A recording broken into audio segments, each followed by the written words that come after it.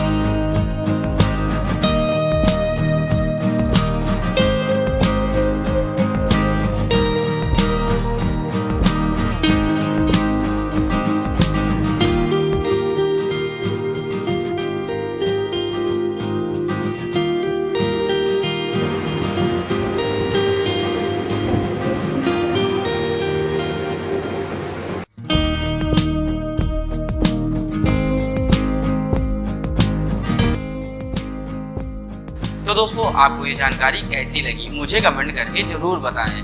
दोस्तों इसको बनाने में हमने जो भी सामान यूज़ किया है, अगर आपको चाहिए तो डिस्क्रिप्शन बॉक्स में लिंक दिए हुए हैं, आप वहां से भी इसको परचेज कर सकते हैं। अगर दोस्तों वीडियो अच्छा लगा है तो वीडियो को लाइक करें, शेयर करें और साथ ही हमारे चैनल टूजिला को सब्सक्राइब जरूर करें, जैसे ऐसे ही वीडियो की जानकारी आप तक सबसे पहले प्राप्त हो सके। नमस्कार।